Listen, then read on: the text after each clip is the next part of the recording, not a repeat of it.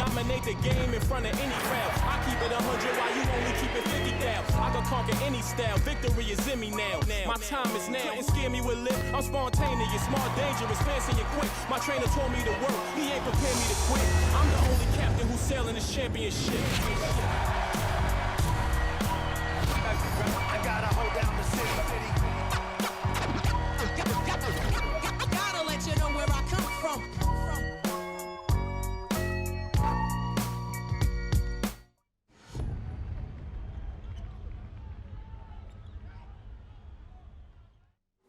Амралтын өдрийн мэндийг хүргэе үзэгчдээ Баазар нэвтрүүлэг 11 дахь хөлөрлийнхаа 15 дахь дугаарыг та бүхэндээ хүрэхэд бэлэн боллоо. Нэвтрүүлгийн ивент тэтгэгчээр сайн сайхныг санхүүжүүлэн Голомт банк. За өнөөдөр онцгой зочинтой үзэгчдийнхаа хүсэлтээр Озыгаа авчирлаа. Манай гур бол нэг коммент уншдаггүй юм. Би бол жоохон уншдаг, сонирхдаг төрлийн юм болохоор ер нь дугаар болгон дээр л бид Озыг хүсэж гин гэдэг байхгүй юу. Тэгээд өнгөрсөн 7 хоног бүр нэлээд тэгэл байхгүй болсон шүү дээ юм чи. Тэгээ нэлээд хэдэн дугаар дээр хүмүүс ер нь Озыг оруулаач гэд бичсэн байсан. Тэгээд Озыгаа адрлаа. Тэгээ өнөөдөр Озыгаа зөвмөр маш сайн яриулсан. Озыгаа маш сайн яриулнаа. Манай аврагын бүгж мөгчтэйгөө ирсэн байна өнөөдөр. Аврагын бүгжтэй ирсэн. Бостны 2024 оны аврагын бүгж. За тэгээ явандаа нэг детачилж манай зураглаач бас харуулах баха. Энэ тэгээ өнөөдөр нэг алга болох юмсан надад. Хажууд нь нэг болохгүй суугаад. Нүд орчоод байгаа ерөөсөө. Тайлж тавьж болохгүй байна. За тэгээ энэ 7 хоногт багууд ерөнхийдөө 45 тоглолтын босхийг давлаа, зарим нь гимтлээсээ ирлээ, зарим нь гимтлээ.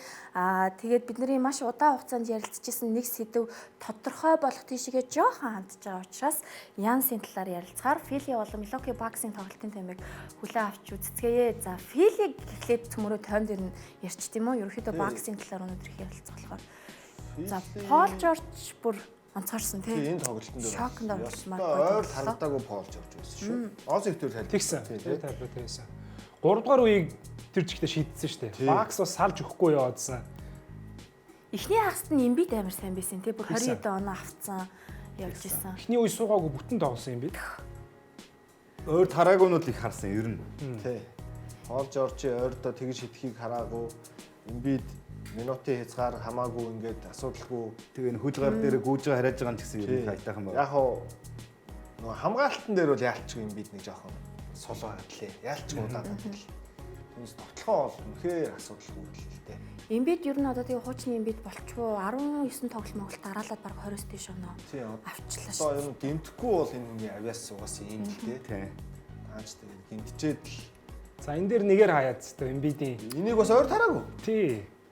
Тэгээ Максигаас хизээс үлд Эмбидийг ингэж нэгээр тавахыг харсан байсан чинь софмор 2 дахь жилдээ гэж ярьж байна. Тэгээ энэ Эмбид Макси хоёрын яг нэг юм бибир рүүгээ өгч байгаа дамжуулалтууд нь дандаа гоё болох юм. За тэгээ Пол Жорж яг энэ нөгөө 3 дугаар үед дээр гисэн тэгээд яг 3 дугаар үед дээр ингээл эхэлсэн тийм. Ингээл эхэлсэн шүү дээ. Хитч дараалаад ийцэн. За тэгээ нөгөө талд нь болохоор Milwaukee Bucks-аас нэг юм Miles Turner нэг аваа хүн шиг гоё тоглолоо. Шидэлт орсон л доо Turner-ийн. Тийм. Шидэлт орохгүй болж бас хэцүү л байл. Гэтэ Miles Turner-ыг одоо ингээ анх Янис дээр ичгээр нь Bucks-ыг нэг гоё холбогчтой олчууллаа. Айгу гоё болчих واخ гэж бодсон чинь тэгээ ер нь л битүү фейлдчихлээ тий. Одоо Miles Turner ч тэгээ нэг цогцсонгүй тий ер нь Bucks. Тийм үү? Юу гэж бодож байна? Холбогчгүй багт ер нь хэцүү юм шүү. Тийм. Эсвэл Индианад удсан болохоор бас Халибертны хэмжээний найруулагч байсан тулдаа бас нэг яваад исэн юм шүү. Тийм бас 3 найруулагчтай. Сэлгэнээс нь тогтмол найруулдаг хүн байсан болохоор тий. За тэгээ энэ 7 хоногт Шамс мэдээлсэн Янс Антетокумбо албан ёсоор солилцооны цонход нэр нь байршсан. Гэхдээ 2 сарын 5-наас өмнө солигдож магадгүй 100-д солигдож магадгүй шүү дээ тий. Гэтэ одоо ингээд нэг талтаа нэг үсэн гараа зүг 5-наас өмнө солигдчихвол баг дээр юм болов гэж бодоод шүү дээ. Ер нь солигдчих байх гэсэн хүлээлт бол байна.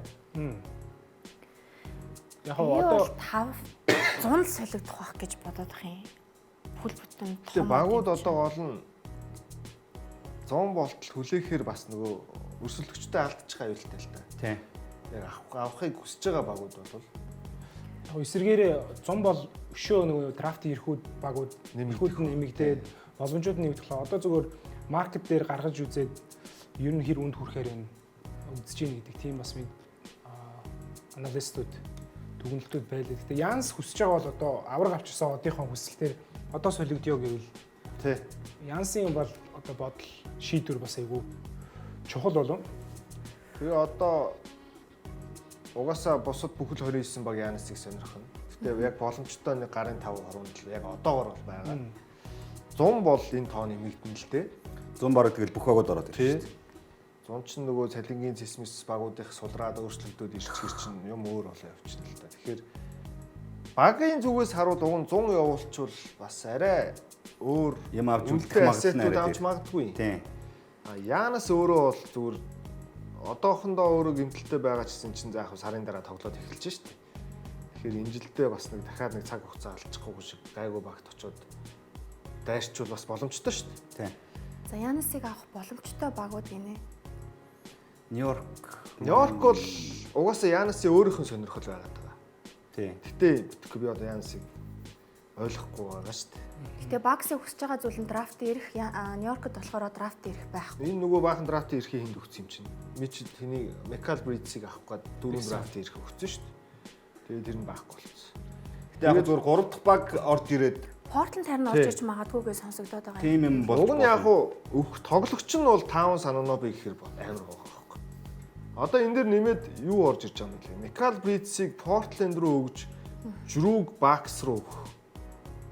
Жрүү Янасыг тэгээд дунд нь драфт ирэхүүд нь одоо юурууга бакс тал руу орж ирэх. Жрүүг Бакс руу Жрүүг Нью-Йорк авах гэсэн Нью-Йорк өөртөө аваад. тийм. Тэгээ Anunoby, Towns, Brits явна л гэсэн үг. Болчиход байгаа юм л та. Тэгээ тийм. Майамигийнх болохоор Wiggins, тэгээ Jaime Jaquez, Tyler Hero, тэгээ драфтын ямар ч хоёр ирэх бол өгч болохоор байгаа юм билий. Тэгээ нүн одоо баксын сонирхолтой байгаа драфт ирэх хамгийн ихтэй нь бол тэр 3-т явж байгаа Kuminga Butler. Тэгээ 4 драфт. ийм учраас Warriors хамгийн магадлалаар өндөр яваад байгаа юм л. Харин 4 драфтын ирэх нэмээд swap хэрэгч өгч болно гэдэг юм л. Одоо сүүлд гарсан бүр бодит саналаар бол 3 драфтын 1-р тойрог ирэх 2 swap ирэх. Тэгээд Kuminga, Butler, Podziemski, Moody, Trace Jackson, Davis гэдэг. Тэгээ нөгөө талаас нь Kuzma-г бас хамт авах мах юм яригадаад байгаа юм байна. Тэгээ саяны энэ хүснэгтийг хараад бид хэдийн зүгээр уншсан муншнаа ч гэсэн ингээд хоорондоо ярьж байгаа ингээд нийлүүлээд бодохоор яа харахгүй хамгийн өндөр магадлалтай нь боломжтой нэх юм уу? Golden State болчиход Тий. Одоо яг уус тийм болчих. Зах зээл сонирхох юм ч нөгөө талдаа байна. Тэгээд юу гэдэг нь Stephen Curry, Giannis хоёр ч гэсэн нэгдээ дахиад нэг аврагын төлөө дайрах боломж бүрдэн. Тэгээд дээр нь Bucks одоо зөвхөн энэ үлрэлээ бодохоор угаасаа дээшээ явахгүй тодорхой болчихлоо шүү дээ. Тэгэхээр Жимигийн гэмтэлтэй байгаа тоглогчийг авах бол асуудал биш байхгүй. Биш. Тэгээд тэр чинь гэрэн дуусангууд хасаад цалин суулгар чинь дээр нь 4 драфт эрэхтэй үлдэнэ гэхэлэр өөртөө ч гэсэн үлдэх юм ихтэй л байгаа юм. Жими чинь дараа жилийн сүүлийн 1 жилийн гэрэл үлдэж байгаа бах тий. Тэгэхээр чинь эх жилийн сүүлийн 1 жил нь үлдээл 100 болонгууд чөлөөтэйгэн тулаад 50 хэдэн сая суулгар чинь тэгэхээр чинь Баксын зорилготой нийцээд байгаа байхгүй. Тэгэн гурт ийм асуултаа нь одоо Янис франчайз тоглогчтэй, тэгэн гурт Стеф бас франчайз тоглогчтэй. Тэгэн гурт Лилер Янис хоёр болоогүй те. Тэгэн гурт Стеф Янис хоёр болохоор зүгээр гэж бодож байна тий. Яг тийм болоогүй ч дараагийн Стефи зодог тайлахад Янис үлдээд Warriors-ийн дараагийн франчайз болно. Яг нэг болно болохгүй гэдгийг чинь хэлэхийн тулд их олон юм бид нар мэдчихэж ярих хэрэг гарна шүү дээ. Гэтэ яг юу болсон бэ гэхэлэр зүгээр бидний мэдж байгаа үнцгүүдээр Лилерд яг Бакст ирсэн жилээ ихнэр хүүхдээсээ салаад гэр бүлийн үед маш хүнд байдалтай байсан. Ганцаараа амьдэрсэн. Тэгээд ийм тэгээд гинтсэн шинэ орчинд ирсэн, өөрөө гимтсэн, дундуур нь хит хитэн ингээд янз бүрийн гимтэл бэртэл багтан байсан гэдэг ингээд яг тэр жилийн чи плей-офф эхлээл Янас гимтсэн шүү дээ. Хүчин зүйлүүд бол их Лилерд ганцаараа үлдсэн. Болгоогүй гэх юм уу? Болохгүй байх. Дараа удирдал нь эхлэнгүүт Лилерд нь гимтээд Янас нь үлдчихэж байгаа. Тэр чи яг энэ хоёр чи ингэж огтлцож яг хамтдаа нэг юм цул болж тоглож чадаагүй байхгүй. Ер нь тийм. Тэгээ Стеф Янис бол хоёр алхаж чаддаг. Яг уу тэр чинь гэдэг нөгөө нэг тэр гимтэл мэтлээ ч одоо бид нар тооцоолж чадахгүй юм чинь. Тэгээ би бол Янисыг Лилерттэй тоглож чадаагүй, Лилерттэй ингээд нэг юм зодолтоод байгаа юм шиг санагдсан болохоор бүр нэг юм одгүй багт очиж суперстаар нь болох багтаал очивол зүгээр юм болов гэж. Лилерт тхийн хоёр, Стеф хоёрыг чи адилхан гэж бодох юм бол чиний харж байгаа зүйл. Тэр хоёр гэхдээ миний харж байгаагаар бол яг тийм тоглолтын арга барилын арай өөр байхгүй. Стеф ч нь бол өөр юм бөмбөггүй тоглолт хамгийн сайн хийдэг тоглогч шүү дээ. Миний ойлгож байгаагаар. Лилерд бол илүү бөмбөгтэй тоглолт. Лилерд бол дандаа бөмбөгтэй тоглолт юм байхгүй. Тэгэхээр юу гэдэг Янас бөмбөгтэй тоглоод Стеф бөмбөггүй тоглолтоо сулраа шидээд Эсвэл юу гэдэг нь Стеф залаад ингээд тэд бол зогсох боломжтой л гэж би зүгээр бодоод байна. Би бол Янс Стеф хоёр дээр санаа зовхгүй. Хэрвээ Гринийг авч үлдэх юм бол Дремонд Грин Янс хоёрыг ашиглана гэдэг дээр бол энэ хоёр хамт бол ямар ч зохицол байхгүй санагдаад байна. Одоо Янс яаж хизээ амжилттай төхөр шидэлттэй төв те хамтдаа гарч иж амжилт үзүүлдэг ш. Тэгэхээр Дремонд Гринтэй хамт гэхээр ерөөсөө яг тэгж харагдахгүй буухгүй юм да. Магадгүй Янсыг 5 дээр тоглуулах гэхэд хамгийн шидэлтгүй л багуудын нэг болох боломжтой. Янс хамгаалахад амархан. Тэгтэл одоогийн байгаа Warriors-оос бүр хэд дахин сайжрах нь бол тодорхой. Тийм. Тэр бол баттай. Удаад боноо авал сайжрна. Гэтэ одоо за Стеф, Дремонд, Янс гээд нөгөө хэд нь бас юм байх уу гэдэг ч юм бас. Тийм, тойр өрөөлөгчт нь. Тий. Одоо Кузматай болчул жишээ нь яах вэ? Тийм. Кузма, Янс, Дремонд, Стеф за нэг нь одоо хинч байд юм те. Нөгөө Божемский мүүдийн энэ ч юм уу явж штэ. Өмнө ачаа. Тэгэхээр нэг одоо өөр хамгаалагч 3 дахь багаас чирж авчирдаг ч юм уу те. Гэтэ мэдхгүй би бол Янастай Стефтэй баг бол үргэлж аюултай л баг гэж бодчих. Зүгээр яг хаа Стефи одоогийн энэ форм гэмтэл бэртэл нас нь юу илээ гэж бодвол харин хугацаа л хитрхи богино болох юм болоо даа л гэж бодож байна. Яг шууд одоо энэ жилээс дайралтаа хийх. За дараа жил нэг жил тэгэл ер нь хэцүүж эхлэн штэ. Тийм. Одоо тэгэхээр нөгөө нэг Golden State бол энэ жилийг одоо дараа жил мэл гэж тийм уртын марафон харахгүй хаа. Яг энэ солилцоог харж байгаа. Одоо шууд энэ жилдээ л шууд аврагын төлөө дайраад нэг авраг авъя. Тийм. Нэг тийм л зорилго байвал байх байх. Энэ жилүүд тэгэл хамгийн цааталтаа дараа жил зүйлийн боломж. Одоо угаасаа ингээ Warriors, Boston, Lakers том багууд хизээч нэг унаал драфтын төлөө хөөцөлтөд ингээд явдаг үстэй. Тийм ер нь яг Warriors ч гэхдээ нэг унуул унсан шиг унаад бас драфт хийчихдээ маа. Гэхдээ тэр нь фейлдсэн л болохоос тийм. Wiseman-ыг авцсан л болохоос. Гэтэ одоо угаасаа Стефи сүүлийн хэдэн жилүүдийг ингэж өнгөрөөхгүй тулд уг нь тэгж төлөвлөж исэн шүү дээ.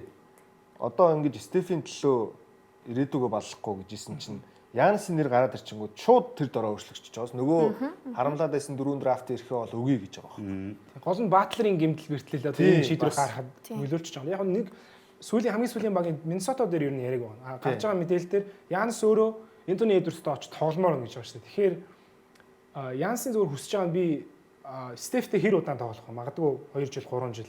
Тий. Тэгэхээр энэний дараанаас 24 5-таа Энтони Эдвардстай тоглол би урт хугацаанд тэр багтаа одоо урт хугацааны амжилт нэг зөвхөн энэ жилээр нь биш Янс магадгүй дараагийн олон жилээр нь харж явах юм бол Энтони Эдвардстай тоглохыг илүүд одоо үзэж байна гэдэг тийм мэдээлэл байгаа шүү дээ. Тэгэхээр та нарын хувьд одоо Миннесота дээр зохицол дээр яг Янасын зүгээр миний нөгөө өөрийнх нь яриад байгаа юм чинь уг нь Нью-Йорк те Бэй Ариа, Сан Франциско, LA, Бостон өөр ер нь том хот шүү дээ.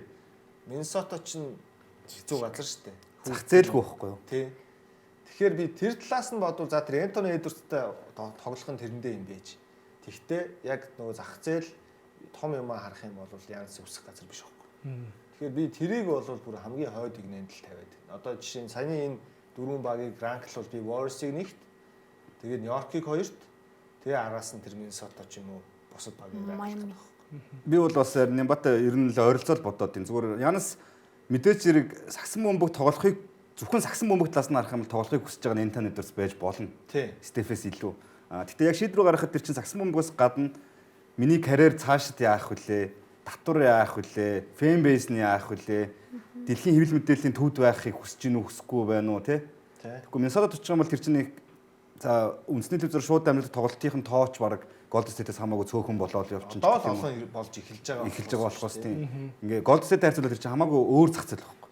Тэгэхээр юу гэдэг яг ингээд бодох юм бол их зөрчилтэй газар өөрийнх нь үед.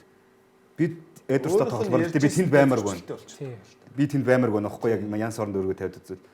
Хотод нь баймаар байна гэдэг Эдвардс тавьж байна. Тэгж бодвол баг Эдвардсыг Бакс авчирсан нь тийм. Арай юу баг. Бодиттой баг. Тийм. Гэтэ тийм боломж хизээч. Тэгэхээр явж зүгээр хамгийн өндөр магадaltaй нарийн тэгэл Golden State л бас таарад байна. Ерөөсөө Нью-Йорк Warriors л. Бизнесийн огтлолцол, зах зээлийн огтлол, хүний хүсэл сонирхол гэл ингээл бүх юм нийлэхээр. Тэгээ Нью-Йоркд байгаа ганц баг нь Нью-Йорк биш. Дахиад Бруклин гэж байна. Бруклин ч санал болгож болох 11-р тойрог ирэх байна гэж байна. Тий. Баг дашигтаа нь мэдээж Бруклин байж байна. Гэхдээ Янс сэргээн босголт хийж байгаа баг дээр очиод Одоо Янс чи 94 оных. Тийм цаг байхгүй шүү дээ. Тий, одоо 94 32 оных. таа. Тий 94 оных. Одоо 32 хүрэх гэж шүү дээ. Тэр нэг жоох хүүхдүүдийг Brooklyn хизээ очоод бүрэн боловсроод надтай плей-офф дахиад дайр 3 жил. мэдэхгүй шүү дээ. 3 жилийн дотор л босч ирнэ шүү дээ. Одоо бүр за Янс дээр очиж тоглоё гэдээ одод нэгддэг юм байж тээ. За 2 жил. Энэ жил бол худлаа, дараа жил бол худлаа. Тэгэл тэр чинь урт хугацаа шүү Тэгээ Янас 34 хүрчин. дээ. Тэгээ 35 нас руугаа очиж иж баг дахиж финал бодох хэрэгтэй болчих гээд. Тэгээд тэр хугацаанд нөгөөдөл нь яг Янысын төсөөлж байгаа ч юм уу бидний төсөөлж байгаа шиг тэр хэмжээнд очиж тоглоно гэсэн баталгаа байхгүй шүү дээ. Одоо сүүл Дүрант, Кайри, Харден 3 фейлдсэн газар гэж бодох чинь тэгээд судал. Тэр нэг тийм хэд хөнгөмсгөөр найдаж тийм шийдвэрүүд гаргахгүй л Бруклинч гэдэг юм уу. Өөртөө цаг бага байгаа. Янис шиг тоглогч тэгээ дахиад нэг аврахгүй байх бол дэндүү хайрна л да. Тэгээ юу үнэн бэ гэвэл Янис мөнгөнд дуртай нь бүх юм дээр харагддаг юм үнэ. Ахыгаа дагуулж явах нь бас үнэн. Тэгээ энэ нь бас солилцоон дандаа танаас явна шүү. багуудад нь жоохон төвхтэй байгаа л юм шиг байна лээ. За тэгээд ингээд нэг супер од өрөнд рүү явангуурт энд орондод чинь хэн үлдэхийн юу болохын тэгээд үргэлжлүүлээд Cavs болон Los Angeles Lakers-ийн тоглолтыг үзцгээе. Тэгээ их л нулимстай их гоё хийсэн тоглолт болсон юм аа. Би тэгээ энэ бас онцгой. Яг онцгой гэдэг нь гинти юм. Энд чи одоо Lakers дээрээд 8 жил болоо Cavs-аас сүүлд явснаас хойш аль хэдийн 8 удирдал болчихлоо шүү дээ. Тэгсэн. Тэгэхэд энэ tribute видео анхны явсныхын дараа бол үзүүлсэн. Тэгээд сүүлд Lakers, LeBron хоёр асуудалтай болсон. Ер нь LeBron энэ зун явна гэдэг яриа гараад эхлэнгүүт Cleveland-ийн зүгээс ер нь бол авахд татгалцахгүй гэдэг мэдээ гараад Кампанид ажил яваад шүү дээ. Тоглолтод нь яг энд ирж таарлаа. Тэрэн дээр нь сайхан tribute видео үзүүлээд уйлуулаа ичлаа. Тэгээд энэ араас Уулчны бичлэгүүдийн сошиал дээр бас янз бүрийн бифүүд гараад эхэлсэн шүү дээ. Тэ. Хин нөлөө нөгөө энэ бол Donovan Mitchell-ийн Jalen Tyson л тий. Гисэн чин доор нь Kevin Love, Kyrie энтер орж ирээд юу яриад байгаа юм бэ? Наан ч өлгөөтэйгөө бүх баанарт LeBron James гэдэг ганцхан хүнтэй л холбоотой. Тэрийг давтаагүй цагт тэрний хот хിവэрэл байх. Тэгээд одоо Tyson ч яг хэлсэн үг нь жоохон зоригтой аимшигтай үг хэлсэн болохоос биш бурууч биш л дээ. Чи багийнхан лидер хүн. Одоо хамт тоглож байгаа багийнхаа лидер хүнийг магтаж байгаа л нэг хэлбэр байхгүй. Тий. Тэгээд Jalen Tyson ч өөрөө сайн энэ үйлрэл сайн одоо тоглох минут олдож байгаа гол шалтгаан Donovan Mitchell тасгалжуулагч дээр энэ хүүхдүүдийг тоглуулъя. Үнийг гаргаа гэдэг. Өөрөө Donovan Mitchell одоо тэгж хэлэх хэмжээнд л дэмжиж өгсөн, шийдэж өгсөн байна тийм. Тэгэхээр тийм үнийг ч одоо ингэж хэлэхгүй яах вэ?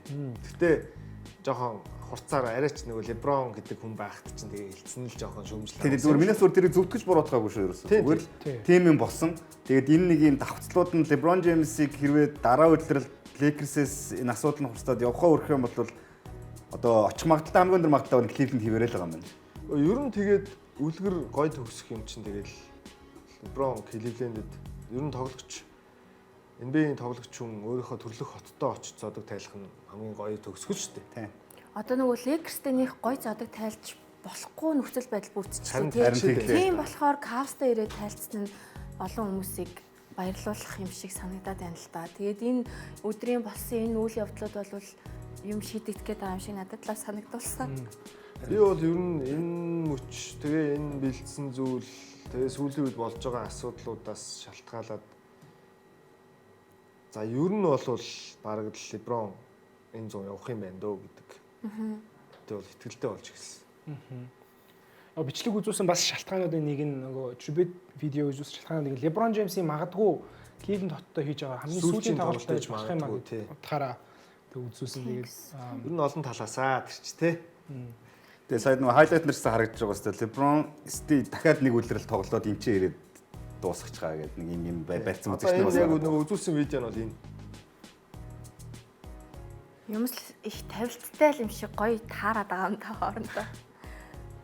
Санамсаргүйч яг биш л байх л та. Тий, надаас айгүй санамсаргүй биш юм шиг санагдав. Санамсаргүй болтгүй шүү дээ. Тэгээ уусаа эхнэр нь ер нь зодгоо тайлчих мэлчих гээд хэлжсэнийг цөмөр өмнө ч гэсэн ярьжсэн тий. Зодгоо тайлжуул яа тий ингээд эхнэр нь ярьжсэн гээд тэгээ баг 100 ч юм уу Cavs-тай ирэл ирэх жил сүүлийн үйлрэлэн байхыг болж та үүсэхгүй л болчихж байгаа шүү дээ. Тэгээ ер нь энэ 100 LeBron Lakers-ыг биш player option шууд цуцлаад Cavs очисон бол бас үдээд ямар байх байсан бол гэж бас сонирхолтой л доо. Лукагүй байсан бол явчих байсан баха.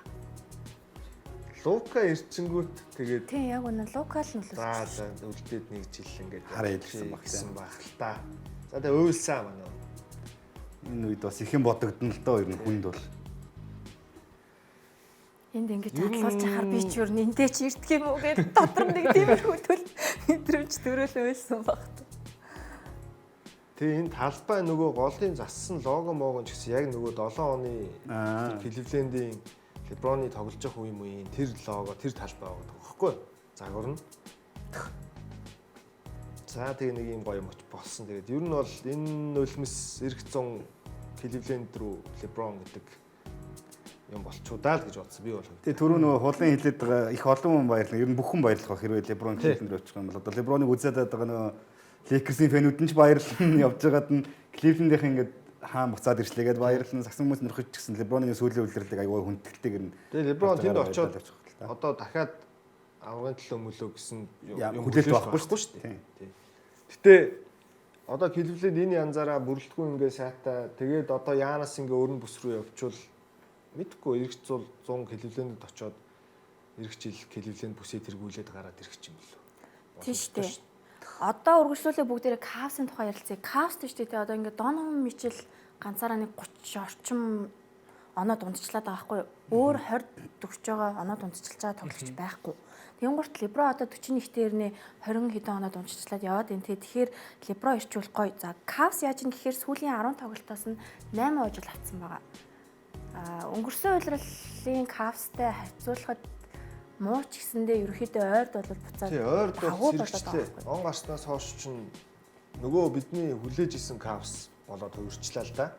Тэгээ энэ 8 хожил дотор Филик 2 хожлоо, Орландо хожлоо. Тийм байсан тийм.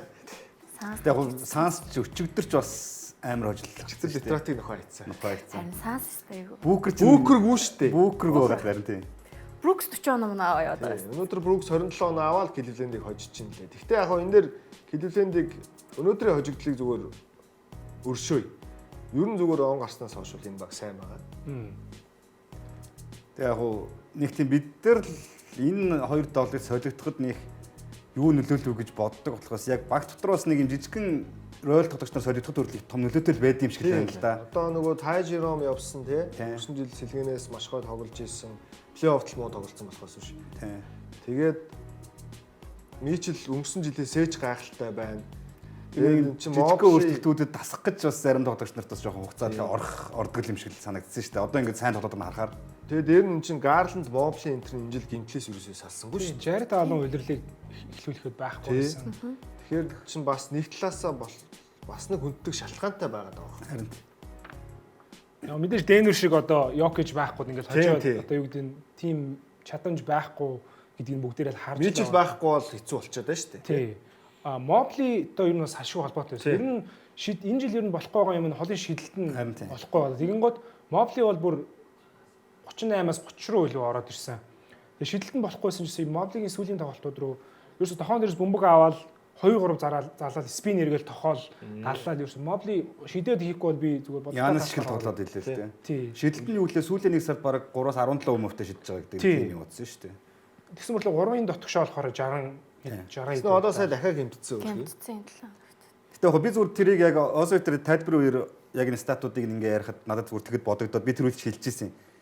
Нэг тухайн тоглогч одоо ингээд жил болгон үлрэл болгон нэг юм өөрийнхөө аяллыг чих юм одоо марафон гэж үзэх юм бол хидэд орох ингээд нэг юм зураглалтай юм шиг байна. Тэгээд тэрэнд юугаа бэлтгэх үү гэдэг. Одоо жишээ нь би бүгд инх хамгаалал нэг юм бэ тоглож байлаа гэж бодлоо л да. Би эхний жилдээ нэг өөр юм зураглал, хоёр дахь жил ингээд финал хүртэл явах боломжтойгоо харцсан юм бол за урт үлрэлт ихэндээ бол яах вэ? Шидэлт бол нэг 2 сарын дотор би ингээд ажиллах юм бол плей-офф формонд орчин. Тэрнээс өмнө нэг юм биеийн хүчээ ч юм уу, хөлийн ажиллагаагаа ч юм уу жоохон сайжруулж л бай. Ийм контактаа тоглолт энтрээ ингээд плей-оффын хатуу ширүүн тоглолтод бэлдээд байж. Тэгээ нэг 3 сар гаргаад нэг шидэлтэй олж итл яг плей-офф гэхэд яг таарна форм гэд. Моблигийн зүрх шидэлтийг би тэгж л зөвтгөж ойлгохоор юм билээ. Тэгээд ингээд тоглож байгааг нь харахаар ч гэсэн бодтой талбараа илүү дайраа тэр нэг юм зөрөгтэй одоо периметр дотор бол үнэхээр сайн тоглоод байгаа байхгүй юу? Тэр чинь нэг юм оролдууд, спин эргэлтүүд. Жуулагч нь ер нь довтлогоонд ашиглах байдал нь угаасаа өөрчлөгдсөн байлээ л дээ Моблиг тий. Тий. Тэр нь ч бас нөлөөлж байгаа баг л та. Тэгээ Cavs ан гарахын өмнө бол хамгаалалт тавталгааны үзүүлэлтээр нэлээд хойш байсан. Одоо урагшаага орж ирээ буцаад 7 руу тавталгаа нь ороод ирсэн байлээ. Тэгээд фактыг нууцлсан нэг жишээг бүгдээрээ хараад ярилцаад явъя. За энэ улиралд 49 тоглолтод 24 өөр гарааны тавт ашигласан гинэ Cavs. Тэгээ өнгөрсөн улиралд болохоор 82 тоглолтод 23 өөр гарааны тавтыг. Энэ гимчлээс болоод байгаа. Хоёр тоглолтод нэг өөр гараа гарна гэж чинь яа. Бүтэн удирдлын турш өнгөрсөн жил 23 өөр гараа ашигласан мөртлөө энэ жил тэрийгэ давцсан байхгүй. Удирдлын талдаа орж байгаа. Тийм байна. Тийм. За тэгээ багийн лидерүүд нь Мичел, Алан, Гарланд, Моблинер болохоор хамтдаа ердөө 13 тоглолтод оролцсон юм байна. Үгүй гимтлийн асуудал байсан багтах л та. За тэгээ нэг сард болохоор давталгааны үзүүлэлтэн 49.2-т байгаа нь лигт 2-т гинэ. 49.2% тавталсан. Аха. За тэгээд 3 шидэлт нь болохоор 37.9% байгаа нь 5 байгаа юм байна лигийн хэмжээнд. Тэгээд сүүлийн 7 алин тоглолтоос 6 хожил авсан. Алин тоглолтоос ямар чанартай гэдэг байна. За тэгээ Жэйлэн Тайсон нөгөө түрүү Озыг нэг магтсан. Энэ үлрэлт онооны өсрэлт нь шууд 10.1 байна. Амар. Тэгэхээр энэ чинь ер нь бол нөгөө improved players уг нэр дэвшгүй зөхгүй юу. Гэтэ нөгөө талд Авдиа чинь бүр супер байгаа. Статус нь ярихгүй байгаа юм л та. статус нь бүх хот болчгоор тэгээд яригдах. Зөвхөн статистик талаас нь бол Jalen Tyson чинь шууд яригдахаар хэмжээнд байгаа байхгүй. За тэгээ Мичелтэй ч юу ярих вэ? Нөгөө 10 оны LeBron-оос хойш 29 стейшнод онцолж байгаа Cleveland-ийн анхны тоглогч болж байгаа. Гайхалтай. Доноvan Mitchell LeBron 2-ыг нэгтгэв яа гэсэн хүсэлтэй байна гэхгүй юу. Одоо ер нь эх 100 Donovan Mitchell LeBron 2 хамтдаа болчихгоо хөө. За дараагийн сэдв болвол өнгөрсөн 7 хоногийн нэгдүгээр өдөр болсон баха тий. Бүтэн сайн боллоо. боллоо. Бүтэн сайн болсон баха. За тэгээ алдарт Derrick Rose-ийн ард түмний хайртай, сагсан бөмбөрт хайртай хүмүүрийг хүндэлсэн Сарнагийн маань нэг дугаарыг Chicago Bulls баг Boston-тай хийсэн тоглолтын ардаас мөнхөллөө. Тэгээд багийнх нь бүгд ирсэн Тий. байсан. Үнэхээр гоё мөч. Гэр бүлийнх нь ирсэн байсан.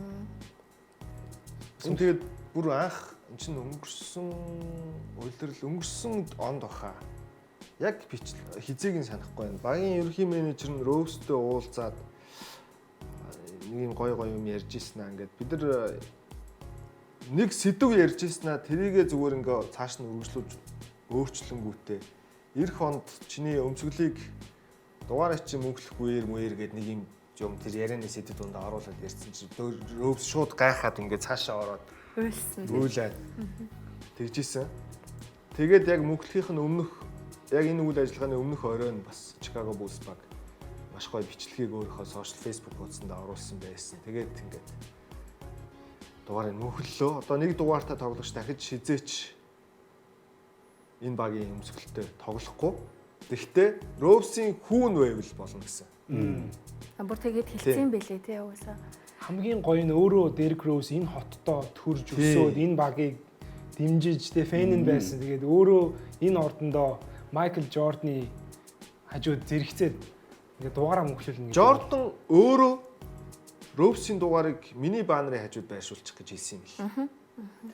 Тэгээ нэг энэ Chicago хот өөрөө спортын том хот гэдэг нь харагдаж байна л да. Тэрнээс зөвхөн Derrick Rose мэдээж хамгийн залуу MVP үнэхээр одоо том хүчний эсрэг ганцаараа баг ингээд багаж зүтгэдэг байсан юм болооч. Гэтэ яг бод нөхцөл байдал дээр бол авар гарч өгөөгүй чинь мөнгөлөхөд бас хэцүү шүү дээ. 3 удаагийн лоостаар байна. Тий. Ганцхан удаагийн оол байна би. Оол юм бэ. Тэгээ ингээд бодохоор тэнгуут ингээд мөнгөлөгцсөн бидтэй буруутгаагүй шүү. Үнэхээр яг юм амар гоё юм болчихж байгаа байхгүй зүгээр. Хүртэх ёстойгоо хүртэж байгаа тий. Тэр хэмжээнд л хайрлагдсан байна. Ер нь ямар хуу тоглогч вэ? Хүн бэ? Хуу хүн бэ гэдэг нь харин тийм. Энэ үйл явдлаас харагдаж байгаа байхгүй. Одоо тэгээд саяны 10 оны тэр хамгийн залуу MVP гэдэг дээр чинь лиг дөрмөндөө CBA-д одоо өөрчлөлт оруулж илаа шүү дээ. Derrick Rose rule гэдэг. Тийм. Rookie гэрээтэй байхдаа MVP болох юм бол финалийн MVP болох юм бол авраг авах юм бол шилдэг хамгаалалт шилдэг хамгаалалт тоглож болох юм бол дараагийн Supermax гэрээгээ сонгохдоо багийн цалингийн зэсний 30% хэмжээгээр сонгож болно гэдэг тийм заалтыг Derrick Rose-оос шалтгаалж лиг дөрмөндөө өөрчлөлт хийж оруулж илаа шүү дээ 12 онд. Тэгэхээр чин ер нь ийм л нөлөө нь тийм байсан л гэсэн үг. Тэгээ хувь хүн нь ямар хүн бэ гэдгийг энэ өдөр ч бас хараглаа л та нөгөө хүмүүс дасгалжуулагчийн айгүй их муулдсан шүү дээ. Ер нь гимтээцэн гэл тэгэн гурт өөрөө уучлсан гэл айгүй гоё ярьж байгаа юм.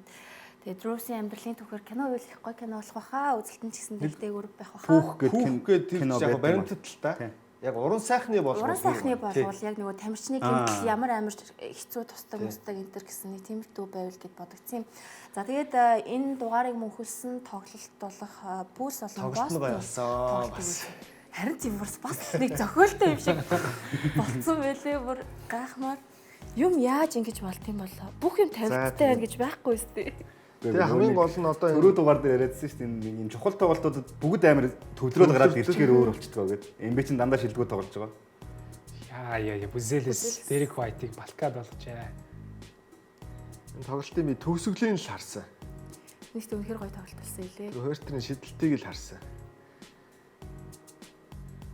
Гадаа тэгээд Бүүс хожоог бол муухай эзтэй. Муухай. Тэгээд тэр хожлон баазраар тийм гоё байхаар бүр гоё эзтэй. Хожихгүй байлаа ч одоо тэр нөгөөх нь Бостон шүү дээ. Арга байхгүй уг нь бол. Уг нь бол тийм. Энэ үлээр сайн байгаа шүү. Бостон хаана яваа вэ?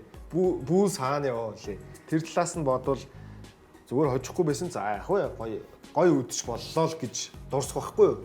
Тэгсэн чинь бүр энэ дээр нь хожихдоо тэр баазар хожоод энэ чинь юм чинь бас цаанаасаа нэг тийм болох юм аа.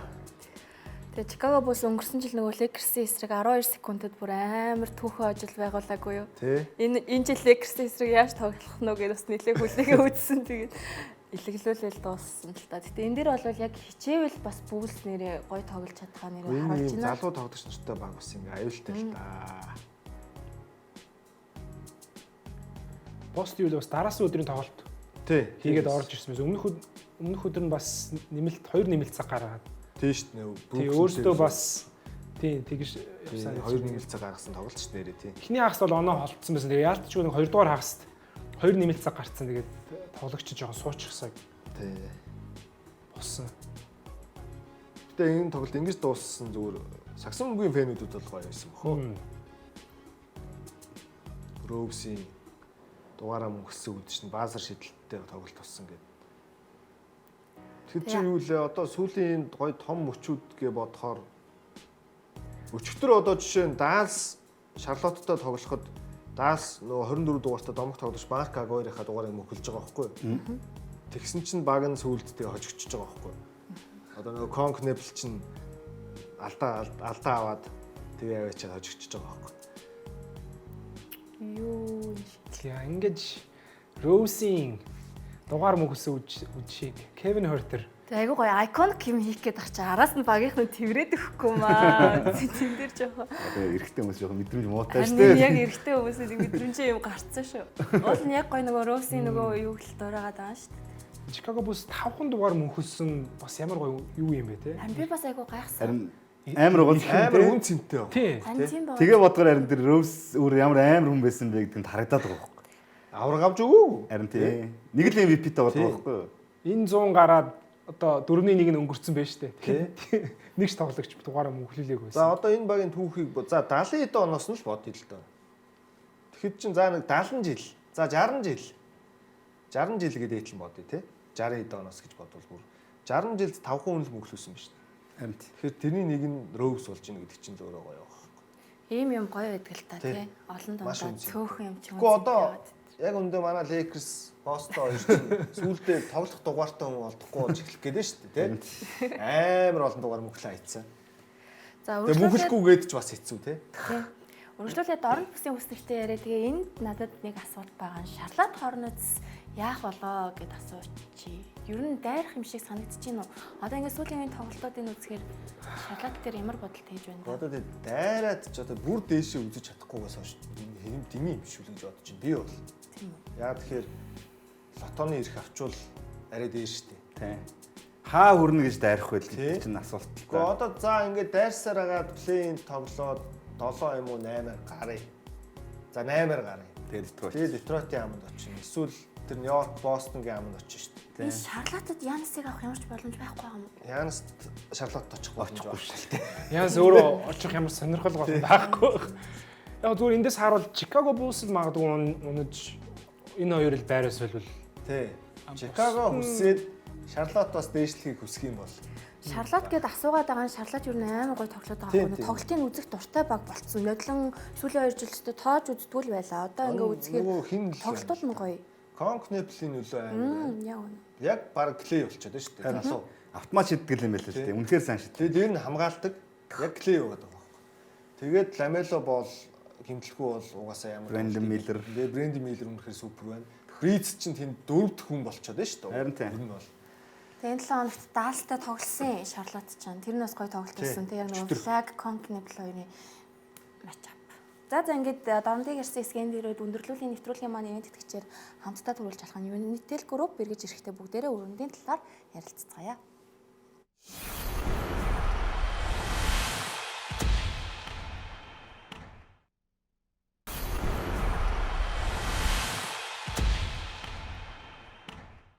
Ярин татамал үзэгчтэй баазар та бүхэнд улирлын 15 дахь дугаараа хүргэж байгаа нэвтрүүлгийн ивент тэтгэгчээр Саксомгийн спортыг дэмжигч Эмсэс Coca-Cola зургууллуулан бүгдээрээ Сан Антонио Spurs болон Houston Rockets-ийн тоглолтыг хүлээн авч үзцгээ. Энэ 7 хоногт манай сугарын тоглолт гарсан байгаа. Техасын 2 баг плей-оффын байрлалд яваа 2 багийн тулаан. Энэ удаа Spurs илүүрсэн дээ. Гэтэ ерөөсөө илүүрэхгүй юм шиг ихний эдэг үеийн тэгээ явж исэн тий. Би за ер нь бол юу хажууд дуусчих юм байна гэж бодсон. Rockets хажууд дуусчих юм байна гэд 3 дахь хүртэл нь үзээд гэсэн чинь тэгээд 4 дээр бүх юм эргэцсэн байлээ.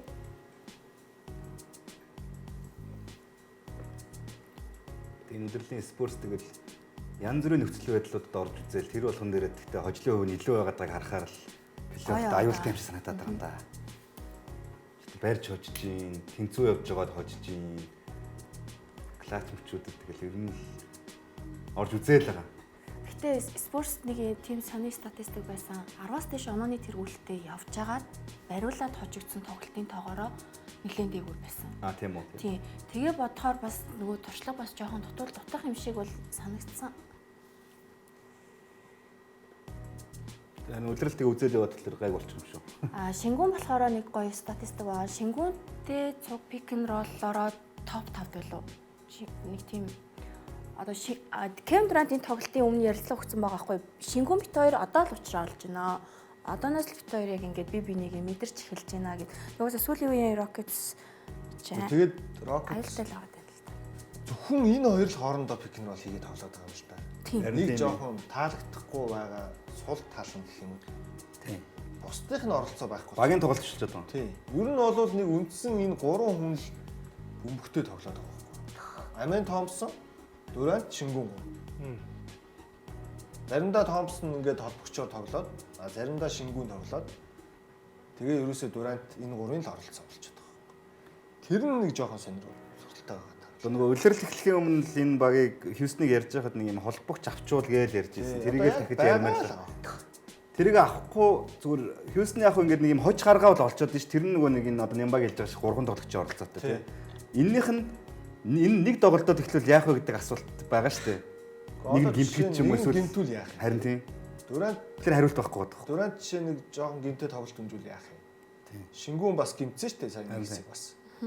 Тэгэл Амен Томпсон жишээ нь гимтүүл бас яах. Харин. Тэгэхээр чин холбогч хожлын өөр арга олох зайлшгүй хэрэгтэй л байна л да. Тэгээ энэ 7 хоногт Rockets нэг хэцүү зүйл тохиолдсон нь Адамс гинтэй бүр мистас хийлгэсэн. Ингээд үлрэл нь бүр ингээд дуусч байгаа.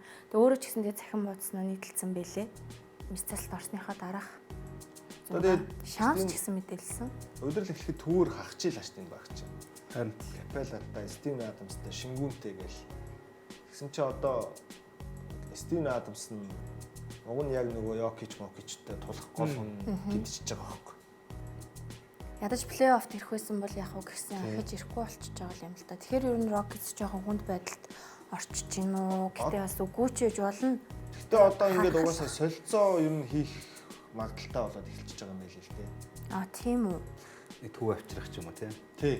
Холбогч ч юм уу. Төв холбогч дээр ер нь хүн авчрах үз нөхцөл байдал үүсчлээ тий. Тэгээ Вамлет чи яг ирэх юм уу гүн бас мэддэг болчихарай л. Би ч үлрэлэн туссан ирэхгүй гэж ойлгоод байна. Тий, би бас тэгж ойлгоод байгаа юм. Тэгсэн чинь нэг юм жоохон боломж байгаа юм шиг гараад байгаа юм шиг юм яригадаад байгаа юм. Харин тийм. Тэр нь яаж жоохон эрчимтэй яваад байгаа сүүл үед.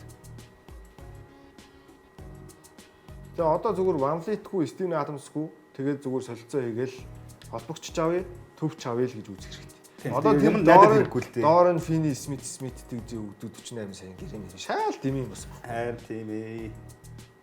Нүүдэн тэр яг нэг тоглоод нэмэртэй ч юм байхгүй. Таарын хийсэн чи хамаагүй илүү тоглоод байгаа. Тэгэхээр Хьюстны хувьд энэ жил ер нь яг нэг байрал дээр хэтэрхий олон тоглогч аваад дутуу байралтаа хүн аваад үнэл сул тал нь болсон. Өдөрт угаасаа яг Шингүүн Дүрэнд хоёрын Амен Томпсон энэ гурвын ер нь ачаар л ингээд дээгүр плей-оффын байранд яваад байгаа байхгүй. Тэгэхээр ур чадвартай тултаа. Түүнээс биш ер нь бол хэцүү болчихдог байхгүй.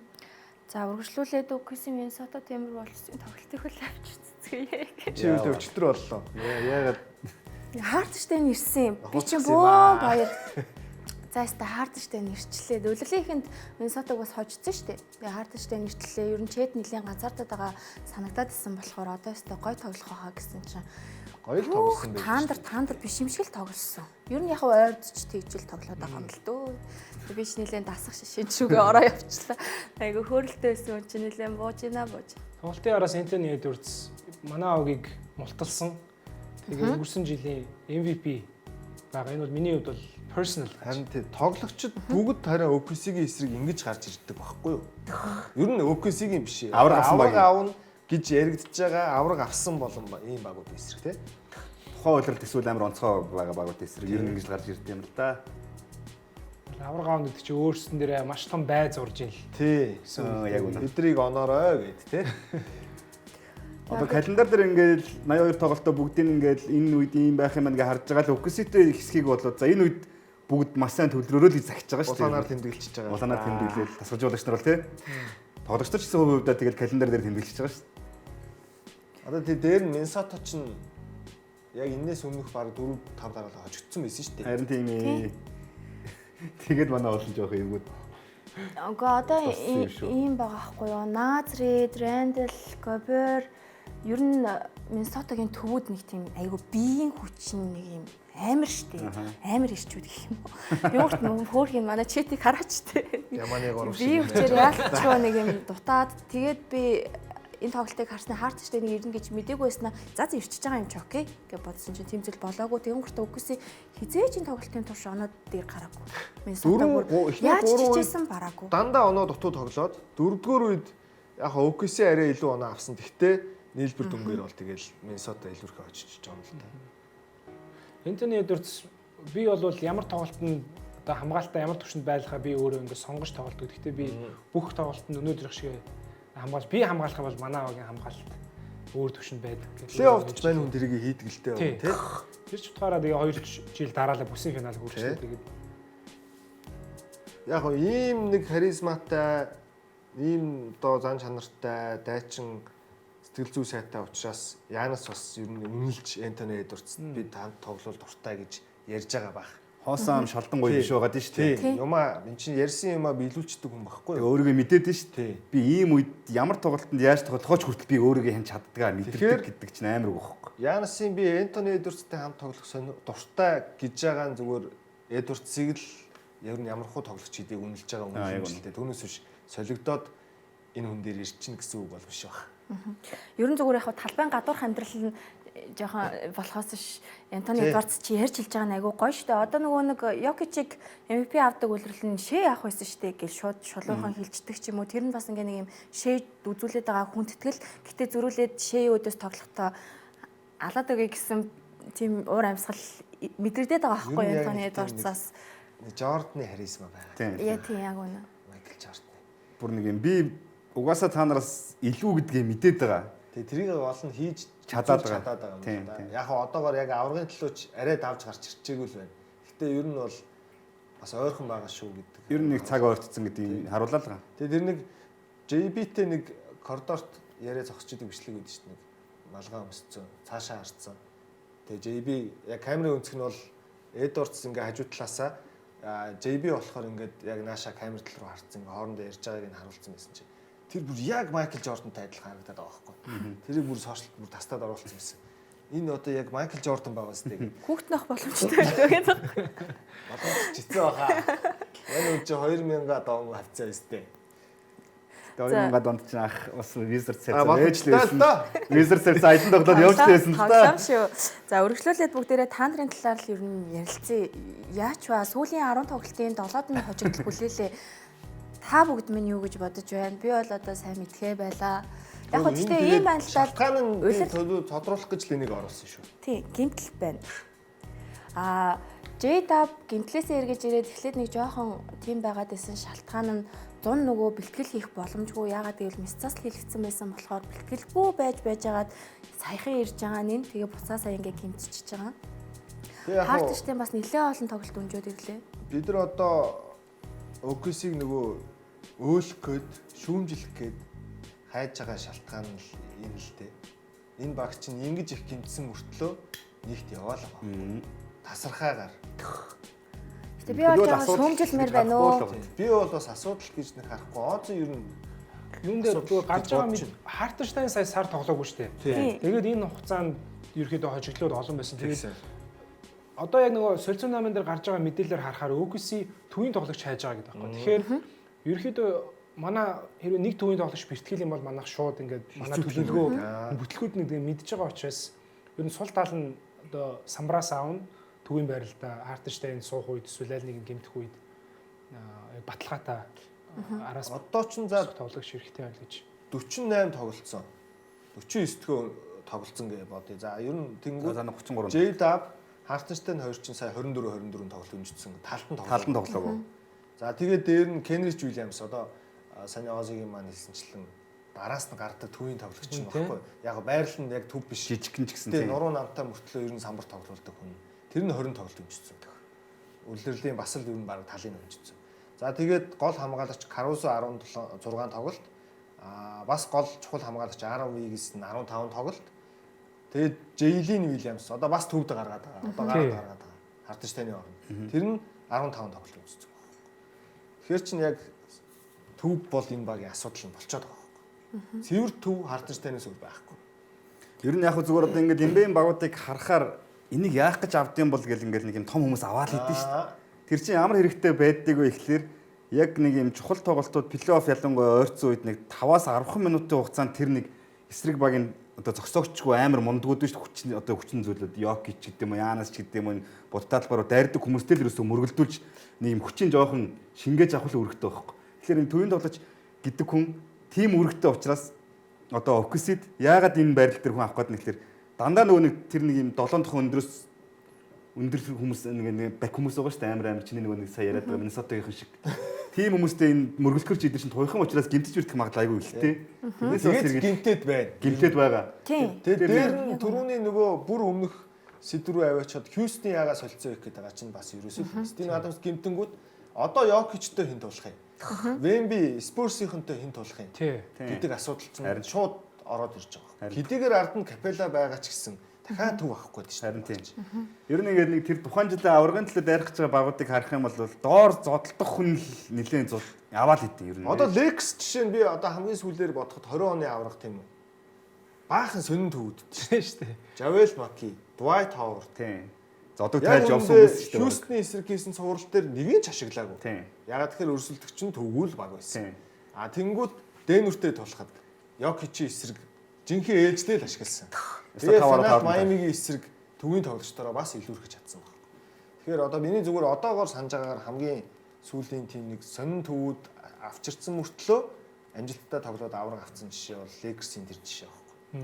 Тэгээ ямар ч сан энэ үлрэл тэгээд нөгөө OKC-ийн тэр төвүүд нь түрүү үлрэл бол болсон. Гэхдээ энэ үлрэл чинь түрүү үлрэлээс дахиад ачаал нь илүү ороод ирчингүүт нэг юм биеийн болохоо байж байгааг бас биеийн хилээд эхлэнгүүт за энэ дэр ямар нэгэн засвар хийх гэж байгаа нүүдэл болж байна. Одоо тэгээд буцаад би бол яг үндэ тэгж бодохгүй байна. OKC-ийн асуудлыг яг гүйцэд гэмтэлтэй гэж бас бодохгүй байна.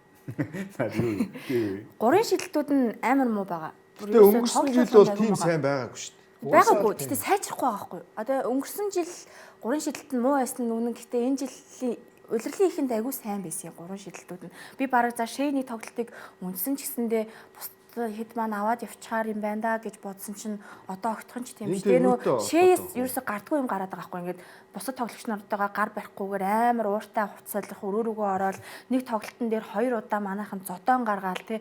Дорфмын 7 хоногт нэг гар дээр бүр гараа мордсон ч ах шиг.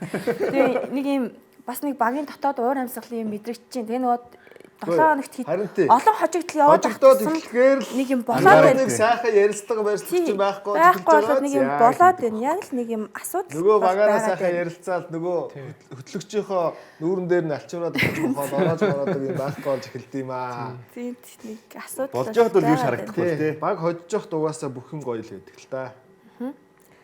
За тэгээд энэ 7 хоногт бас нэг гоё үйл явдал боллоо. Энэ 7 хоногт бишээ өнөөдөр Лос Анжелес Clippers Denver Nuggets тоглосон. Jokic галзуурлаа өнөөдөр.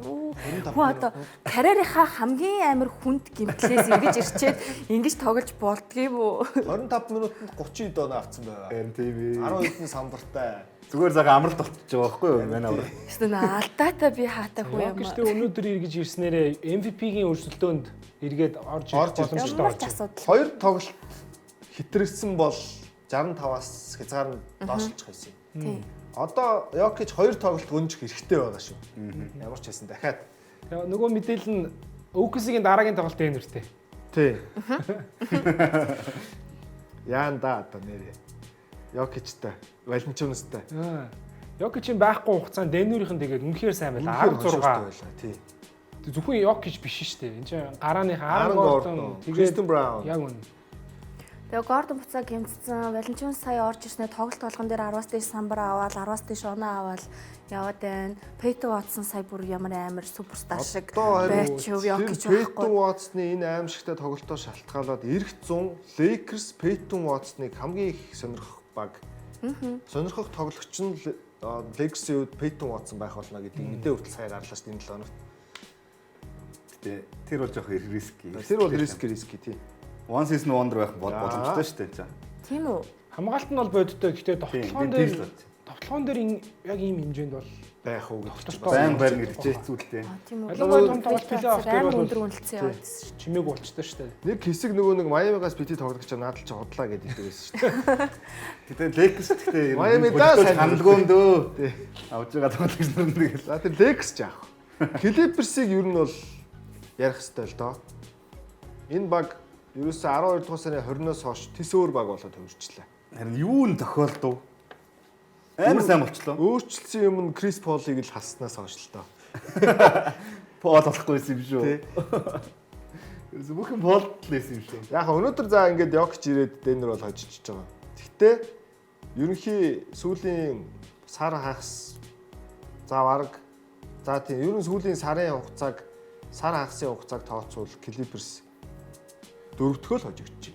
Тий. 16 хожлоо. Амар байна уу? Тэгэхэд улирлыг 5 20 20 гэж эхэлсэн. 21 Тий 5 21 гэж эхэлсэн шүү дээ. Тэрнээсээ хойш 16 4 болчихж байгаа байхгүй. Байран солигдоод. Гэсэн нэг фэн тэгж яг тэр үед тэгж твит хийсэн юм билээ. Дараагийн тоглолтуудаа 15-3 гэх юм бол би энэ твиттерээ ED гэсэн юм шүү. Тий ED хевлээд ED гэдэг. Тэгээд тэгсэн чинь яг тэр 15-3 болохын өмнөх тоглолтод нь тэр твиттерийн бүгдэнд нь ингээ үзүүлээд энэ хожлыг бид нар заавал авах хэрэгтэй гэх. Тэгээ авсан чинь лайв стрим хийгээд тэрийг идэж үзсэн. Нөгөө хинчгэл юм болж тээ. Пол Пирс шиг юун дээр хэлтэй нэг би тэрнээс тэр хүртэл гүүнэгдчихдэг. Алхыг гээд халааттай алхыг гээд Бостонгийн цуврал дээр нодлон шүү дээ. тийм билээ. Тийм шүү дээ. Тэгээ алхсан шүү дээ. Алхсан шүү дээ. Тэгээд жоохон гөрөлдөж алхсан тийм. Гөрөлдсөн л дээ. Тэгээд та хэд уучлаарай өөр юм яриа тий. Өөр юм гинэ. Clippers-ийн нөгөө чанартай чанаргүй хожил гээл цөмрөөнийг хайдаг зарим багууд дээр ярьдаг штэ. Би яг нэг сарынхан тоглолтын хуваарийг хараад сууж ин л та. Өнөөдөр Denver хожигдсан, энэ сарын эхэнд Boston хожигдсан, New York Knicks хожигдсан. Тэгээд бусад хожлууд нь штэ тий. Яг үнэхээр чанаргүй юм аа. Тийм. Utah, Brooklyn Nets, Charlotte Hornets, Washington Wizards-ыг 2 тэгээд за яг Торонто, Детройт хоёрыг хоцсон байна. Дээгүүр яваа багуудаас 10 нь бол угаасаа хожихоор баг. Тийм байна. Заавал хожих хэрэгтэй байсан хожил байна шүү. Гэтэ яг Кавай онцгой байгаа нь өнөө сүүлийн үед нэг улирлын ихлээ бодвол уучраа болоод байгаа. Чанартай чанаргүй гэдгээсээ илүү зүгээр хуваар бол сайхан байж. Тийм байна шүү. Тэгээ нэг хуваараа хараад одоо юу гэдэг Кавай ч гэсэн. За удирлын нэг хэсэгт нэг дайрчхад овоо өдөө ожилзуулгаад ер нь нэг плей-оффын барилаа орчих гэж бас зориулсан ч магадгүй л л та. Ингэж хожоод 10 дугаар дээр л ирчихлээ шүү дээ. Тэгэхээр бас хэцүү. Дээшээ гарахад нилээн бас хол харагдчихлаа шүү. Одоо хуваар нь буцаад ингээд эвгүүд чи ирнэ шүү дээ. Гэтэ одоо Portland нэг жоохон доошлжвал Ер нь плей-инд тоглоод Плей-инд бол тоглох нь тодорхой. Угаасаа даанс бол нэг дээшлэхгүй баг. тий. Хуваар нь гэхдээ хамгийн амархнаасаа 7-д үлдсэн хуваар нь бас давгүй Тэгэхээр хуваар. баг. Тэгэхээр Улирлын ихэнд хэцүүгээ хамгийн давцсан. хэцүүгээ давцсан. Тэгээд Гэтэ давцсан гэж муу давцсан тий. тий. Яс ард нь гарсан. Зүгээр л ардна. Нэг өөрчлөлт нь яг Крис Пол гэж яриад. Гэхдээ Кавай яг энэ хожиглуудын араас тэгж хийсэн. Би нэг тоглолтод 12 холын шийдэл гүйцэтгүүл яах вэ гэдээ асуусан мөлий. Тэгсэн чинь гэдгсэн чинь чи тийм тэгж чадах юм уу гэсэн чинь харж л Тэгээ шидэд эхэлсэн. Тэгээ шидэд ихсэн гэж. Тэгээд Кавай шидэд ихсэн чинь багаараа илүү одоо шидэд нөгөө 100 бас нэг хэсэг бэртэлтэйсэн шүү дээ. Тэгэхэд илүү нөгөө шидэлттэй тавтаараа гараад ингээд тоглосон. Энэ нөгөө багийнхаа шидэлт бол унж эхэлсэн нь манай огийн гол бас шалтгаанууд нэг байсан гэж Тайрен Лүү бол бас ярьж байгаа. Кавай ерөөсө зориггүй бодсон юм шүү. Тэгээ нэг юм 12 шидэх зоригтой болсон чинь тэрийг ирэхгээл тэр нь багт эргэр илэрч байгаа юм шүү те. Уг нь Кавайын инжлийн тэр хөдөлгөөн бол бас хурц гоё байгаа шүү. Ямар ч нэг юм зөөврөг байгаа. Одоо Эмбид ч гэсэн яг тийм биш тийм. Яг хоо Эмбидийг гэхдээ бид нар л зөөврлээд байна л да. Зөвхөн нэг жоохон эвгүй өсөрч өсөрхээр нь яа гэж. Кавай дээр бол одоо бүр тэгж бодогдохоо болчиход байгаа. Харин Хуучин ч бас нэг эвгүй болцсон байсан шүү дээ. Жоохон өсрээд боол яачих юм бэлээ гэж боддог байсан чи одоо энэ нөгөө тоглолтоос нь ингээ хөдөлгөөн харахаар юусэн үнэхээр ямар цагааламаас толгох гэсэн. яг спортын Кавай яваад байгаа. Гимтэж битггүй хүн шиг. Тэгэхээр Клиперс яг уу аль талдаа л юм байна. Хуваарч сайхан таарж гэтээ хожихол өстой хоцсон. Одоо үлдэж байгаа нэг 30 гаруй тоглолт те. 30 хэдэн тоглолтын нэрэл сайн тоглоод үлрэлт одоо За 3 тоглолтоос нэг 2-т нь хожоод тахт. Тэгтэл дөрвөн сар хагасын хугацаанд дөрвөн хожигдсон мөртлөө л 10-т байна гэхэд байгаа нь л Харин хэцүү байна л да. Тэгэхээр 10-т байгаа ч гэсэн 8-д байгаа багасаа ганц 2 хожигдлын л зөрүүтэй. Тэгэхээр яг миний зөвөр хүсэж байгаа сая OKC-тэй ярьжсэн. Гарч ирээд 8-аа гараад OKC-тэй тоглолоо. OKC чинь одоо эдний драфтын ирэхүүдээр нь боссон. Эднэр бас нэг нэлээд хил ярих түүхтэй юм байна тий. Тий. Гой найралтыг үүсгэх. Уусаа SJ ч гэсэндээ хэлжсэн. Клиперс эсрэг их тоглолт болгон дээр арай өөр төвлөрөлтөй орж ирж хичээдэг гэд уус тэр нь мэдрэгддэг юм. Ч угаасаа тэгээд тэмцээнээс гологдоод солигдоод явсан ч аргагүй л тий. За энэ 7 хоногийн онцлог үйл явдал бол залуу оддын драфт болсон байгаа. Тэгээд энэ драфтын анги ямар онцгой вэ гэдгээ угаасаа л нотлоод байгаа.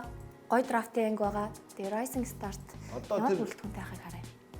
Rookie sophomore хөгжлийн лигийн багууд донд нэг таньдаг хүн тэр юунд байгаа. Хөгжлийн лигийн багт бол одоо Spurs-ийн Dylan Harper-ийн ах нь Ron Harper Бостон тоглож байгаа. Тий. Ron Harper Jr. хөгжлийн лигийн багаас нь тоглох юм байлээ. За тэгээд нэг таньдаг хоёрч таньдаг хүн байна да. Хөгжлийн лиг донд Ян Хансен байгаа. Portland-ээс хөгжлийн лиг рүү тоглож байгаа тоглогч.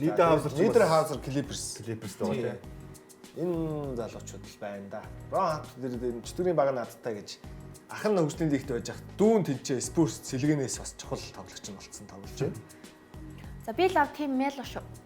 Шүү тэгж. Эдгээр тэр драфтаа одоо яаж бичлэгийг нь бол үзээгүй. Зургийг л ингэж харлаа. Яаж хийсэн нь бас сонирхолтой л байл. Мело ихний 5-ын сонгоцсон юм шиг л баг л. Харин Би гайхаад их юм. Одоо тэгээд тэр Reed Shepard бас ямар гоё залуу бай. Тэгээд Rockets-ийн. одоо тэр Торонтогийн Colin Murray Boys ч гэсэн маш гоё төвийн тоглож байгаа даа шүү. Тийм хамгаалтаа бүх юмтай л. Тэгээд бас ах トゥ хоёр Rising Stars хамт орж байгаа нь бас гоё байгаа зү. Ron Harper, Dylan Harper байж тээ. За худлын мэло юм бол би сонголоо шүү. Сонгосон. Хөгжлийн лигийг авах юм уу? Винсийг авлаа. Винс. Одоо тэгээд энэ нөхдүүдээс чинь хоцсон баг нь ах нартайгаа маргааш нь тоглоно шүү. Нөгөөдөр нь тоглоно шүү дээ. Тийм болохоор л Мелол төрүүлэх хэрэгтэй байна. Cooper Flag-ыг тэр Стефан Кастлинг. Манай Тимак ахын багч бас хөөхөн гой үзүүл үзгээр л байна. Хамгийн хожихыг хүсэх багнуудаа айл юм бол. Ээжмэчл тоглох юм болов яг гимтэлтэй байгаад байгаа Бас эргэлзээтэй. Гэтэ яг 2 сарын дундуур гэхээр түүнээс биш одоо босд нь бол айгүй гоё байгаа сте. Кон Кнепл ямар байгаа лээ те. Саар гоё. Үнэхээр супер байгаа. Cam Spencer Memes гоё байгаа.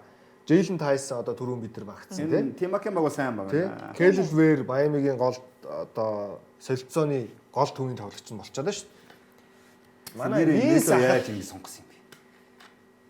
Одоо Винс Винсээр нь баг шууд байгаа. Эжком жоохон унаад байгаа тийм. Эжком унаад байгаа. Игор Тёмин чи харин Орс залуу. гайг байгаа. амар шиддэм мэл шүү дээ. Тийм. Гэтэ нэг утгагүй юм нь арай л олонгороо шиддэг. 2 онооноос давталсан тоо 3 онооноос давталсан та хоёр нь 3 оноо нь илүү ил. Тийм өндөр нуруулаг хийж мисмач хийгээд орох. Энд чинь уг нь нуруу нь 2 м гарцсан. Өндөр өндөр 6 мургаа шүү. Тийм. Тэгсэн мөртлөө ингээ холбогчтой тоглолдог хүн мөртлөө ингэж амар шидээд байгаа нь жоохон таалагдахгүй л байна. Тэгээ сая Cedric Howard, Jalen Wills гэдэг нэрнүүд гарлаа. Энэ жил бас манайхаас бүх хотыг сурвалжлахаар баг явж байгаа. Тэгээ та бүхэнд үзүүлж байгаа энэ графикуудыг бэлддэг. Маш олон жил манай сугийн нэгэн эдис байсан. Саксны бүх контентыг баддаг үүлэн гэж залуу би. Тэгээд энэ залуу маань ямар ч тач бүх хотын тоглолтыг сурвалжлахаар тулгаатай маань цуг Америк нэгдсэн улсыг тоодохгүй зарах гэж байна. Одоогоор бидэнд ирсэн мэдээлэлээр Cedric Howard-тай бол ярилцлага хийж магадгүй гэдэг. Үүлээ маань явж байгаа, зураглаач явж байгаа, сэтгүүлч явж байгаа. Энэ жил ер нь гоё контентууд бэлдэж. Ер нь их гоё үзэх байх шүү. Тэгээд дээр нь энэ LA том хотод болж байгаа. LA-ийн шинэ ордон. Хагийн маань байгаа. Бадрын хожууд чичтэй. Йоо. Тэр өнгөрсөн жил би явахдаа уг нь LA Орсын ордон руу н орё гэдээ арай амжаагүй. Хаалттай нэг өдөр таарсан. Тэр ордон гэдэг бол бас Саксын бөмбөгийн дэлхийн хамгийн сүүлийн үеийн номер 1 ордонд л ордог. Би тэр зүгээр ороод тэр ордонгийнхын том жижиг чав Жамбатрон л харчих гэж бодсон юм. Нөгөө энэ дээр том тойрсон дэлгэцэн. За өрөнд бүсийн үсгтээ хараад өнөөдрийнхээ базрыг өндөрлүүлцгээе. Өрөндийн үсгт бол үнэхээр сонирхолтой байх юм оо. Их чин болох. Одоо нөгөө хожигдоод байгаа шүүмжлэлт дагуулад байгаа баг чи ингээд уг нь 6 жил илүү яваа л байгаа байхгүй чамаас. Тэгээ яг л ч нөгөө авраг авцсан багийг чи нэг хожигдоод ахаар нь жоохон өөлөх өөлөх юм тэрл болчиход байгаа юм л да. Би бол Phoenix-ийг л үнэхээр энэ жилийн сюрприз байлаа. Миний хувьд. Одоо ингээ өнөөдөр 30 ажил хүрчлээ шүү дээ. Хожигдоод доош унахгүй юм байна. Доор нь явж байгаагууд нь уусаа зорилго нь тодорхой дээшлэхийг хүсэхгүй байгууд байна шүү дээ. Тийм. Spurs бол бас яхахгүй плей-оффын байрлал ялангуяа ийм дэшээ бичиж нэг жил улирлыг таамаглааг болчихсон тийм. Улирлыг нь таамаглахад би бол ихэнх дөрөвт бичсэн шүү. Саанс өнгөрсөн улирал хитэ ажил авсан би. Нэг жил хожил авсан юм уу? Одоо 30 ажилтай явж байгаа. Бэлтэй, бүкэртэй ер нь хэцүү л байсан юм шүү. 11 мэгт дуусаа. Нилээн зутруул явсан юмсан өнгөрсөн улирал бол. Плей-энд ч багтаагүй шүү дээ Phoenix ч. Багтаагүй. Тийм. Тэгсэн чинь энэ жил одоо бүкэргүй 6-аад яваал байгаа байхгүй.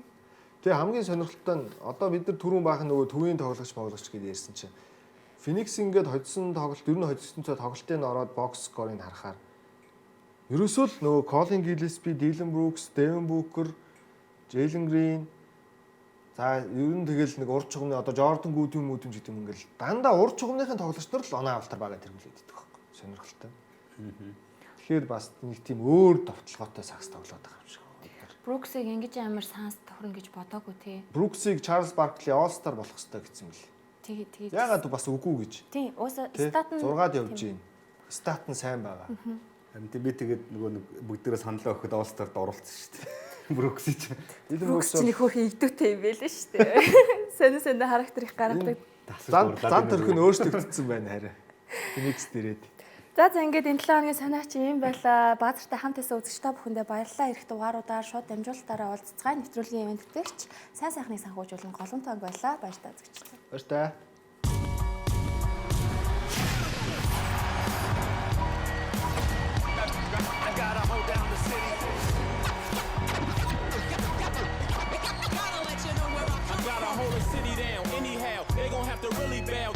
Dominate the game in front of any crowd. I keep it 100 while you only keep it 50 down. I can conquer any style. Victory is in me now. My time is now. And scare me with lip. I'm spontaneous, smart, dangerous, fancy and quick. My trainer told me to work. He ain't prepared me to quit. I'm the only captain who's sailing this championship.